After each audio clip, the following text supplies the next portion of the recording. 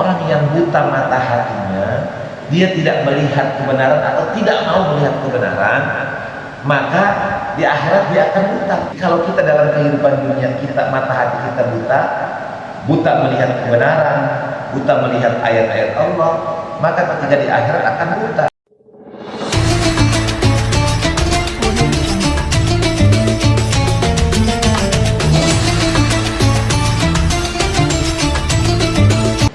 أعوذ بالله من الشيطان الرجيم بسم الله الرحمن الرحيم وإذا مسكم الضر في البحر ضل من تدعون إلا إياه فلما نجاكم إلى البر أعرضتم وكان الإنسان كفورا أفأمنتم أن يخسف بكم جانب البر أو يرسل عليكم حاصبا ثم لا تجدوا لكم وكيلا أم أمنتم أن يعيدكم فيه تارة أخرى فيرسل عليكم قاصفا من الريح فيغرقكم بما كفرتم ثم لا تجدوا لكم علينا به تبيعا ولقد كرمنا بني آدم وحملناهم في البر والبحر ورزقناهم من الطيبات وفضلناهم على كثير ممن خلقنا تفضيلا يوم ندعو كل أناس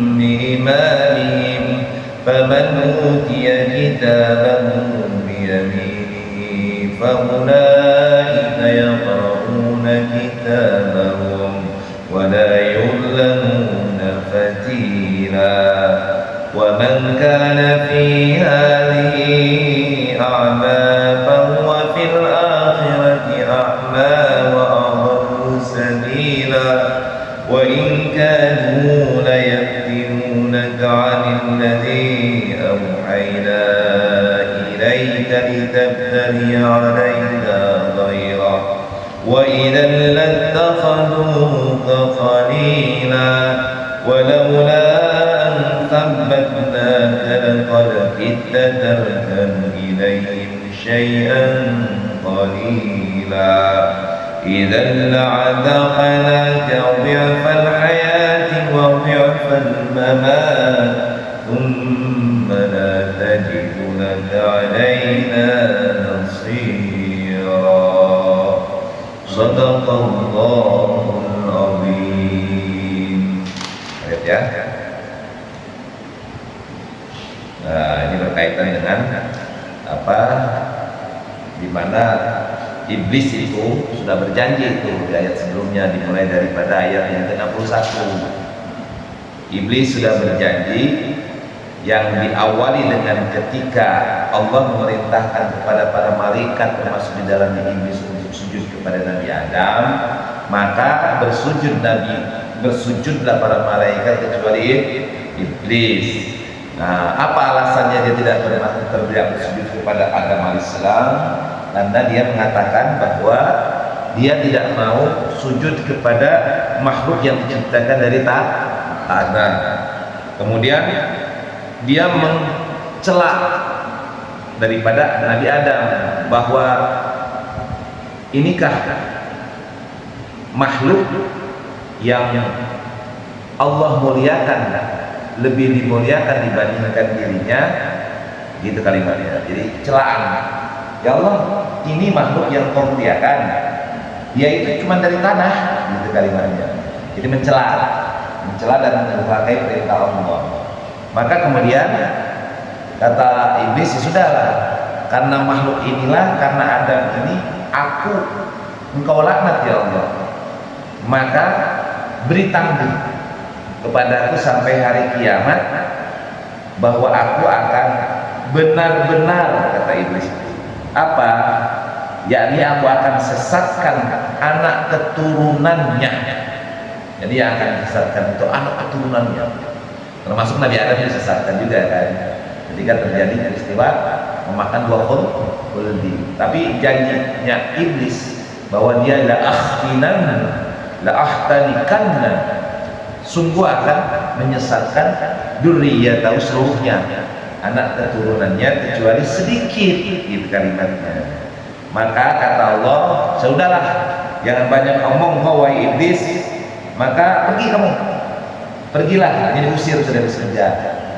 Nah, barang siapa, kata Allah Subhanahu wa taala, barang siapa yang mengikutimu dari anak cucunya Adam itu, maka neraka jahanamlah tempat balasan kamu dan mereka sebagai balasan yang tercukupi. Jadi bahasanya, kata Allah, kalau bahasa simpelnya yang enak didengar adalah, ya iblis, barang siapa di antara dari anak cucu Adam itu ngikutinmu, maka kamu dan dia aku masukkan ke dalam neraka. Cukup neraka itulah sebagai balasan. Itu kalimatnya kalau kita mencerna. Maka kemudian kata Allah, sok silakan, kerahkan, perdayakan siapa saja, ya, jadi perdayakan siapa saja di antara daripada anak-anak cucunya Adam itu yang kau sanggupi. Kalimatnya simpel gini, silakan iblis, kerahkan segenap kemampuanmu, segenap kesanggupanmu, sekuat tenagamu, itu kalimatnya, untuk menggoda, untuk menyesatkan, itu kalimatnya, anak keturunan Adam, baik dengan bujuk rayu, bisautika, itu dengan bujuk rayu, kemudian perahkan pula tentara-tentaramu, baik yang berjalan maupun yang berkendaraan, itu kalimatnya. Jadi Allah membiarkan kepada iblis untuk mempergunakan sumber daya kemampuannya untuk menyesatkan anak cucu Adam itu. Makanya dipergunakan kenapa? Dengan rayuan-rayuan, bisautika, dengan ucapan-ucapan, dengan fatwa-fatwa, dengan hal-hal yang berkaitan dengan teori-teori, kan gitu kan. Kayak Padaran misalnya saya rayu, Padaran, udah keluar dari Al-Quran, kerja sama saya, tempat saya enak, gaji Padaran gede, tenang. Padahal kerjaannya apain? Maling, gitu. Nah gitu kan. Misalnya banyak begitu tuh, padahal nggak enak begini, saya rayu. Nah itu namanya bujuk rayu. Sehingga dijanji-janjikan yang indah-indah, udah sama saya, tenang, pokoknya padahal kalau di Al-Quran cuma 1,5, di saya 10 juta, tenang, ikut saya aja pokoknya, nggak sampai tanya. Nah ya, itu rayu iblis. Ternyata maling dan gitu. Nah seperti iblis, dirayulah manusia itu, dan ketika sudah dirayu dia jatuh ke dalam derajat kehinaan, maka ya sudah, dari mulia menjadi hina. Contoh gini, pejabat itu kan kelemahannya kan dengan korupsi, ya kan. Orang kaya, orang banyak duit itu kan kelemahannya dengan perempuan, gitu kan. Maka kalau para pejabat itu kan bujuk rayu daripada harta-harta masyarakat atau uang-uang rakyat itu kan begitu mudah, sehingga kadang dia menipu rakyatnya dengan berbagai macam aturan-aturannya. Nah orang kaya perempuan, makanya kita kemarin banyak orang-orang yang pejabat dia dipecat, bahkan kemudian dipenjarakan gara-gara masalah uang, gara-gara masalah perempuan. Nah itu tempat lahan iblis dengan rayuan-rayuan itu. Ambil aja, nggak ada yang tahu ini. Nah udah, kalau nggak diambil sayang ya. Nah itu dia masuknya bisa melalui bisikan-bisikan dalam hati, atau dia bisa melalui manusia, teman-temannya, saudaranya, istrinya, atau lain sebagainya, bisa menjadi setan. yang membujuk dia untuk melakukan perbuatan-perbuatan yang dilarang oleh Allah Subhanahu wa taala. Maka kemudian kata iblis, bersekutulah kamu dalam masalah harta, masalah anak, dan berikan janji-janji. Dan ingat, tidaklah janji iblis kecuali adalah kepalsuan. Tidak ada janji iblis kecuali adalah hal yang dianggap sebagai tipu daya, gurur. Jadi kalau gurur itu berarti ada di situ ada tipuan. Nah kemudian, tapi iblis, kamu bisa menggoda anak cucu Adam itu, bisa tergoda di mana mereka ketika mengikutimu, maka pada saat itulah berarti dia ada dalam kekuasaan. Kecuali hamba-hambaku, maka nggak bisa kau menguasai mereka. Inna ibadi, sesungguhnya hamba-hamba. Kenapa ibadi di sini? Karena seorang hamba Allah, dia akan mengkhidmatkan hidupnya untuk Allah. Dia akan serah pasrahkan hidupnya untuk Allah. Ibarat kata kayak tentara tuh, kalau kita gampangnya ya, kalau seorang tentara kan jiwa raganya untuk negara, gitu kan. Tidak ada kata perintah yang dia tidak sanggup. Bahkan ketika negara menyuruh dia masuk ke dalam jurang, nggak ada pilihan kecuali masuk dalam jurang. Nah kenapa? Karena tentara adalah hamba dari pemerintah, hamba dari negara. Nah kita ini jadi harus jadi hamba Allah. Ketika Allah perintahkan A, laksanakan. Ketika kita dilarang B, tinggalkan. Tidak ada pilihan lain. Nah itulah yang disebut dengan hamba Allah. Dan itu adalah hamba-hamba yang mukhlisin, yang ikhlas. Ya, kalau orang ikhlas kan enak tuh diperintahkan. Padahal tolong ambilin air. Nanti air itu taruh di depan rumah. Kira-kira kalau kita ikhlas jalan nggak? Maka sebagai hamba Allah, maka kita akan melaksanakan itu dengan sepenuh hati. Makanya kalau hamba Allah itu jangan terpaksa. Kenapa? Karena hamba Allah itu dilaksanakan dengan ketulusan. Walaupun mungkin kebanyakan orang merasa terpaksa melakukan itu, tetapi sebagai hamba Allah kita berupaya melakukan itu dengan keikhlasan. Contoh gini, kita sholat subuh. Sholat subuh ini kan waktunya lagi enak-enak tidur kan, ya kan? Tapi ketika Allah Subhanahu wa taala memerintahkan kita sholat subuh, maka dengan penuh keikhlasan, penuh semangat kita menjalankan sholat subuh berjamaah di masjid, ya kan? Pagi malam-malam sebelum tidur kita pasang beker. Kalau subuh 4:30 kita pasang jam 4, ya kan? Nah nanti beker bunyi walaupun mata sepet bangun. Kenapa? Karena kita dengan penuh ketulusan dan keikhlasan ingin menghadap Allah Subhanahu wa taala. Makanya kata Allah, kecuali hamba-hambaku, maka tidak ada kemampuan bagi iblis untuk menguasai mereka, dan cukup Allah sebagai pelindung. Kemudian rabbukumul ladzi yujzi lakumul fulka fil bahri litabtagu min fadli. Nah, Allah lah yang telah memperjalankan kapal-kapal, yang kapal-kapal dia berlayar di lautan, ya. Jadi Allah lah yang melayarkan kapal-kapal di lautan untukmu agar kamu mencari karunia-Nya. Sungguh Allah Maha Penyayang terhadapmu.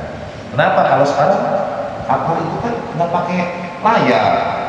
Kalau sekarang kan kapal pakai mesin, Pak Ustaz. Gimana itu maksudnya? Walaupun kapal itu dilayarkan dengan mesin, tetapi hakikatnya Allah yang memberikan keselamatan kepada orang itu. Kalau Allah berkehendak mau pakai mesin, pakai apa, bisa ditenggelamkan kapal. Ya kan? Kan kalau ini ayat ini kok kayaknya sudah jadul.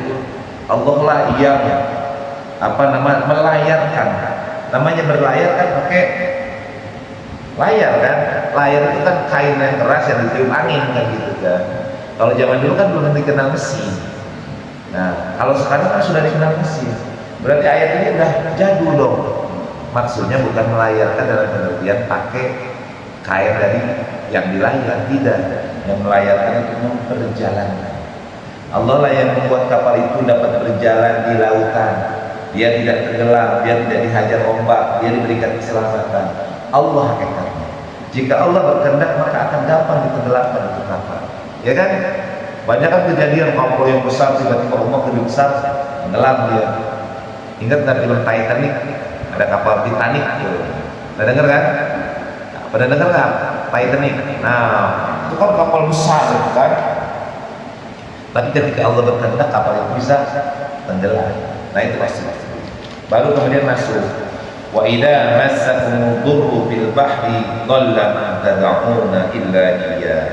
Dan apabila kamu ditimpa bahaya di lautan, niscaya hilang semua yang biasa kamu seru kecuali Allah.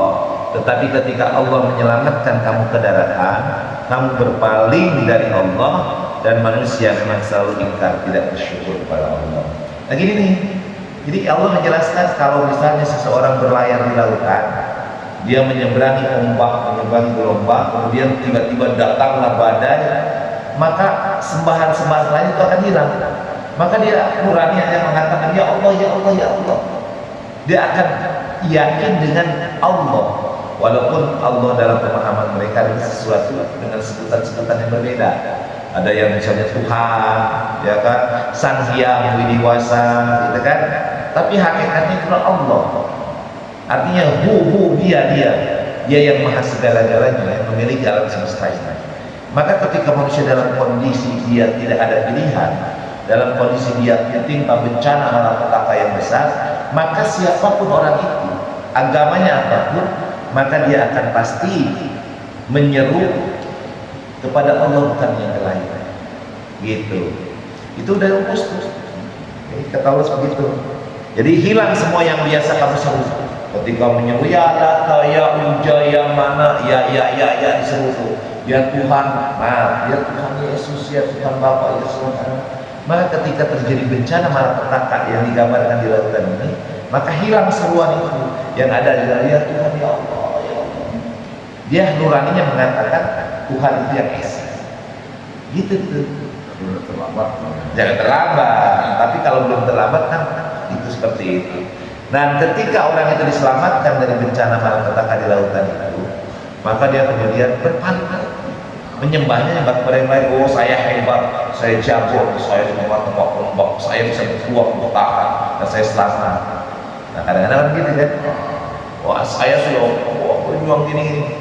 Harusnya dia berpikir bahwa dia diselamatkan hakikatnya adalah kehendak Allah Subhanahu wa Ta'ala. Dia diselamatkan dari sebuah bencana atau malapetaka, hakikatnya bukan karena hebatnya dia, tetapi Allah berkehendak menyelamatkan dia. Nah gitu. Tapi kebanyakan manusia memang tidak bersyukur, kebanyakan ingkar terhadap nikmat Allah. Baru masuk kepada ayat yang ke-68. Apa amintum ayyakhsifa bikum janibal barri aw yursila alaikum hasiba thumma la tajidu lakum wakila.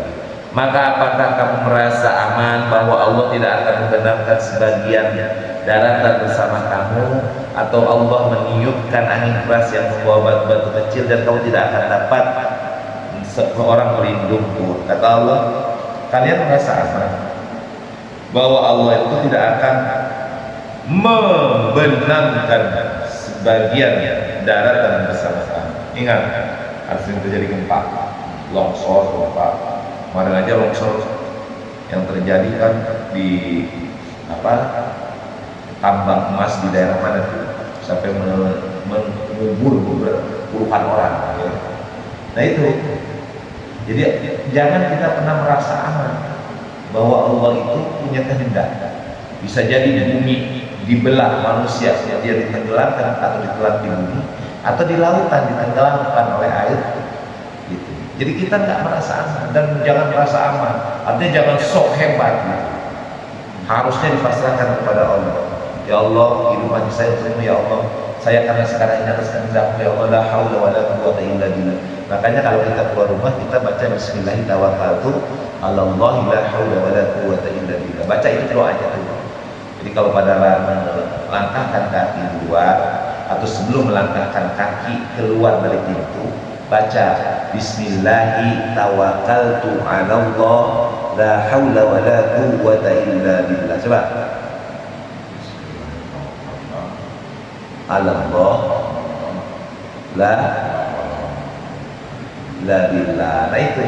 Jadi kalau ketika kita keluar dari rumah kita, sebelum kita keluar tuh pintu, baca dulu Bismillahirrahmanirrahim. Nah keluar dari rumah. Nanti ketika kita sampai di tempat tujuan, baca doa perlindungan kepada Allah. A'udzu bikalimatillahi tammah min syarri ma khalaq. Itu. Jadi ketika pandangan dari rumah sampailah ke gerbang pintu masjid, maka baca doa perlindungan kepada Allah. A'udzu bikalimatillahi tammah min syarri ma khalaq. Coba. A'udzu billah kalimatillahi tammah. A'udzu billah bikalimatillah tammah min syarri ma khalaq. A'udzu bikalimatillah tammah min syarri ma khalaq. Kalau nggak bisa ta'awudz aja deh. A'udzu billahi minasyaitonir rajim. Aku berlindung ya Allah dari godaan-godaan setan yang menghadang aku. Gitu. Nah itu caranya begitu kalau kita keluar rumah baca Bismillahirrahmanirrahim sampai tujuan. A'udzu bikalimatillahi tammah min syarri ma khalaq. Maka insya Allah kita terjaga dari keburukan-keburukan. Ya, udah ngamalin belum? Lu udah ngamalin belum? Udah. Lalu lupa lagi caranya. Jadi ketika mau pintu baca Bismillahirrahmanirrahim sampai tujuan baca ta'awudz. A'udzu bikalimatillahi tammah min syarri ma khalaq. Aku berlindung kepada kalimat-kalimat Allah yang sempurna dari kejahatan-kejahatan makhluk ciptaan-ciptaan Allah. Sehingga kita terlindung dari godaan binatang-binatang buas, terlindung dari ancaman-ancaman dari makhluk-makhluk sejenis kita manusia. Kemudian am amintum ay yu'idakum bihi taratan ukhra wa yursila alaikum qasifa. Ataukah kamu merasa aman bahwa Allah tidak akan mengembalikan kamu ke laut sekali lagi, lalu dia tiupkan angin topan kepada kamu dan ditenggelamkannya kamu disebabkan kekafiran. Kemudian kamu tidak akan mendapatkan seorang penolong pun dalam menghadapi siksaan kami. Jadi ini ancaman kepada orang-orang kafir tuh. Jadi orang kafir itu disindir, orang kafir yang tadi tuh dari awal-awal yang merasa, saya hebat, saya tidak akan menyembah Allah, saya akan menyembah yang lain, orang kafir. Maka kata Allah, orang kafir itu merasa aman. Ketika Allah berkehendak di bumi ini, pasti gampang untuk menelan engkau. Apa kali kamu merasa aman bahwa kau nanti akan digeser lagi ke lautan sebagaimana tsunami? Ingat tsunami? Ya kan, orang Aceh di daratan bisa dibawa ke lautan. Apa kau merasa aman terjadinya namanya terjadinya gelombang besar seperti misalnya banjir, ya kan? Contoh banjir yang jauh, banjir pernah terjadi banjir bandang. Kan? Banjir bandang ada yang menyeret dari sungai ke lautan, kan orang-orang. Nah gitu, bahwa kalian akan kembalikan lagi ke lautan, artinya ditenggelamkan. Merasa aman dengan itu? Kan nggak ada yang ngejamin. Kalau kita ada yang ngejamin nggak bahwa kita ini tidak akan ada gempa di wilayah kita? Nggak ada yang jamin kan? Nggak ada yang jamin. Atau kita ngejamin tiba-tiba tenggelamlah bumi ini? Kan nggak ada yang ngejamin, karena nggak ada yang tahu. Gitu. Nah kata Allah ini orang kafir, kalian merasa aman dengan ketika aku berkehendak untuk memasukkan atau menyedot kalian ke bumi sebagaimana disedotnya korun gitu kan, dimana korun itu dikubur di bumi, ya kan? Maka kita kenal namanya harta korun, harta karun, harta yang terpendam di bumi gitu kan. Kemudian walaqad karramna bani Adam. Nah ini sungguh kami telah memuliakan anak keturunan Adam. Nah gitu. Wa hamalnahum bil barri wal bahri wa razaqnahum minat thayyibati wa faddalnahum 'ala katsirin mimma khalaqna tafdila. Dan sungguh kami telah memuliakan anak cucu Adam dan kami angkut mereka di darat dan di laut, dan kami beri mereka rezeki yang baik dari yang baik-baik, dan kami lebihkan mereka di atas banyak makhluk yang kami ciptakan dengan kelebihan yang sempurna. Jadi gini, anak cucu Adam ini Allah berikan kemampuan untuk dia melakukan, untuk berlayar di lautan, untuk berjalan di daratan dengan mengendarai unta, mengendarai kuda, sekarang mengendarai mobil, ya kan? Ada mengendarai kapal lautan, bahkan sekarang ada bisa mengendarai pesawat terbang. Nah itu Allah telah memuliakan. Dan Muhammad Naum, artinya Muhammad Naum itu di mana Allah mengangkut mereka. Nah yang hakikatnya yang membuat selamat orang di perjalanan lautan, daratan maupun udara itu Allah. Kalau Allah kehendak kan kapal nggak ada rusak, kapal bagus, tiba-tiba nyungsep ternyata. Kapal yang baru dibeli dari Amerika, kapal Boeing nih, Garuda, tiba-tiba nyungsep di lautan Subang, ya kan begitu. Padahal kapal itu tidak baru dibeli gitu. Nah itu yang menyelamatkan orang melakukan perjalanan di lautan, di darat maupun di udara itu Allah. Gitu. Dan tidak akan ada makhluk yang memberikan pertolongan kecuali Allah. Kemudian dan Allah telah memberikan kelebihan. Anak cucu Adam ini dibandingkan makhluk lain. Manusia ini kan makhluk yang paling sempurna. Ada gajah, gampang oleh manusia ditaklukkan. Ada harimau, gampang ditaklukkan. Ya kan? Apalagi yang nggak bisa ditaklukkan oleh manusia. Ya, semua bisa dikuasai oleh manusia. Itulah Allah faddalna, Allah lebihkan manusia dibandingkan makhluk-makhluk yang lainnya dengan kelebihan dari apa yang kelebihan manusia. Manusia kelebihannya dengan makhluknya apa? Akal. Akal itulah yang membedakan, yang melebihkan manusia dibandingkan makhluk-makhluk yang lain. Karena akal manusia mampu menguasai binatang-binatang buas. Karena akal manusia mampu menguasai, mampu pergi ke bulan, gitu kali-kali. Kemudian yauma tad'u kullu unasin bi imanihim. Ingatlah pada hari ketika manusia, ketika kami panggil setiap umat dengan pemimpinnya, dan barang siapa dia diberikan catatan amalnya di tangan kanannya, mereka akan membaca catatannya dengan baik dan mereka tidak akan dirugikan sedikit pun. Nah nanti kata Allah Subhanahu Wa Taala, kalian sudah hidup dalam kehidupan ini, maka datanglah kiamat. Dan pada hari kiamat itu semua umat Allah seru dengan beserta pemimpinnya. Jadi nanti itu kalau kita umat Nabi Muhammad, maka kita akan diseru, umat Muhammad, umat Muhammad sallallahu alaihi wasallam, mana kalian? Maka kita akan dikumpulkan dengan tanda umat Nabi Muhammad.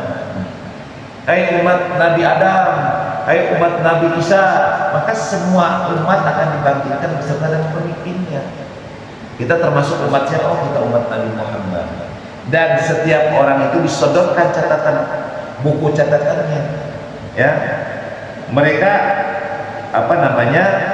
akan diberikan catatan amalnya di tangan kanan. Barang siapa ya yang diberikan catatan amalnya dari tangan kanan, jadi tangan kanan itu kan kebaikan. Barang siapa orang yang diberikan amal kebaikan, buku catatannya dari tangan kanannya dengan penuh kebaikan. Karena kalau orang sudah diberikan tangan dari tangan kanan, otomatis kebaikan, artinya tidak banyak pahala. Barang siapa diberikan catatan amalnya di tangan kanannya, mereka akan membaca catatan itu dengan baik. Maka senang tuh, rapor saya nih semuanya bagus hasilnya. Dan mereka tidak akan dirugikan sedikit pun. Kemarin tentang pahala Allah berikan begitu luar biasa kepada kita ya. Bahkan pahala kita sekarang duduk di sini aja pahala. Ya pahala ngaji, walaupun maaf ada banyak salahnya, tapi pahala nggak? Pahala. Dan itu akan menjadi catatan amal kebaikan yang nanti diberikan dari tangan kanan. Nih padaran itu, padaran nih, rapor padaran nih. Sok baca. Maka padaran tinggal baca, alhamdulillah nilainya 10 semua nih. Nah gitu. Baca Qur'annya 10, zikirnya 10, sedekahnya 10 semua. Ya sudah, senang kan? Tapi kalau orang nanti akan di sini dilanjutkan, kemudian dan mereka hampir memalingkan engkau, dan barang siapa, nah kalimatnya begini, dan barang siapa buta hatinya di dunia ini, maka di akhirat dia akan buta dan sejauh dari jalan yang jauh. Nah ini hati, balik pada hati, buta bukan mata. Artinya orang yang buta mata hatinya, dia tidak melihat kebenaran atau tidak mau melihat kebenaran, maka di akhirat dia akan buta. Gitu kalimatnya. Buta mata hati, buta. Jadi kalau orang tidak tahu, contoh inilah, contoh Padalan nggak pernah ikut manasik haji, nggak pernah tahu tentang, nggak pernah belajar tentang haji, tiba-tiba berangkatlah haji sendirian. Kira-kira sampai ke Mekah Madinah bingung nggak? Bingung nggak? Caranya ibadah tahu nggak? Nggak tahu. Itu yang sekarang buta. Jadi kalau kita dalam kehidupan dunia kita, mata hati kita buta, buta melihat kebenaran, buta melihat ayat-ayat Allah, maka ketika di akhirat akan buta, nggak tahu lagi. Maka nanti di akhirat bingung. Man rabbuka, nggak usah di akhirat, ketika di kubur ditanya, man rabbuka, siapa itu? Nggak tahu dia. Wa man nabiyuka, ya nggak tahu, karena nggak pernah belajar dan nggak mau belajar.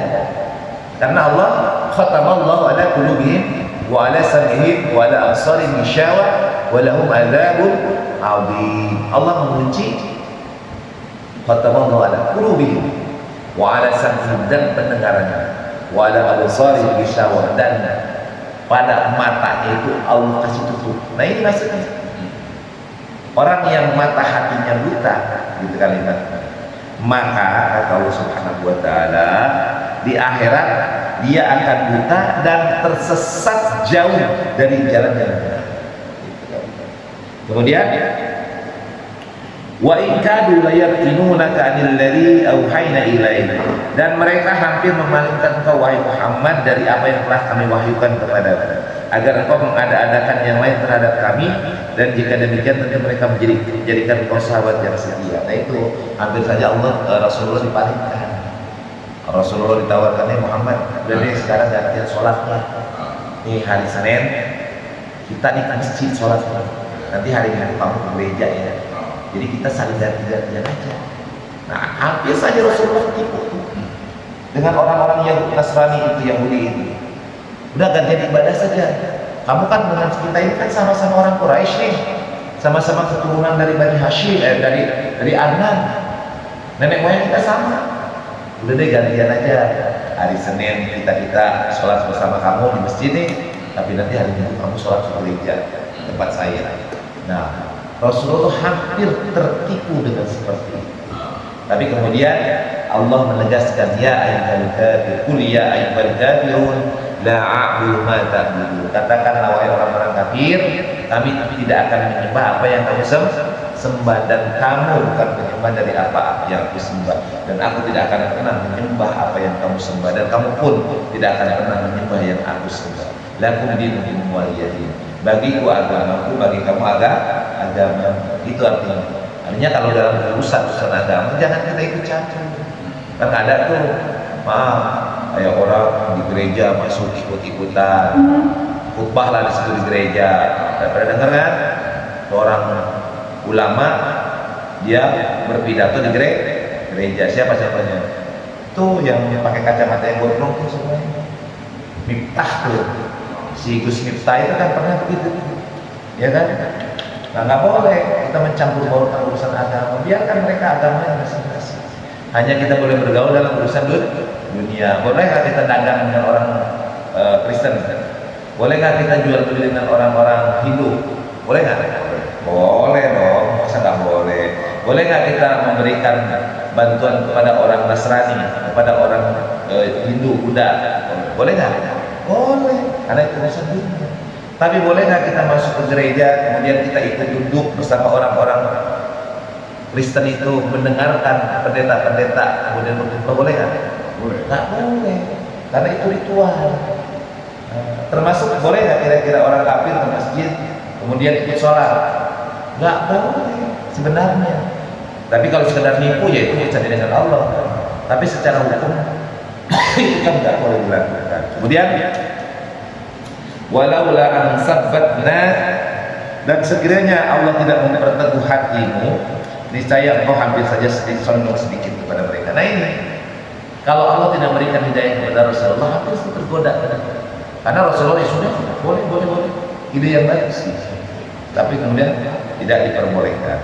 Dan yang terakhir, kata Allah Subhanahu wa taala, jika demikian tentu Allah akan rasakan kepada siksaan berlipat ganda di dunia dan berlipat ganda setelah mati. dan engkau wahai Muhammad tidak akan dapat seorang penolong pun terhadap kami. Ini teguran ke Rasulullah. Rasulullah ditegur oleh Allah ayatnya.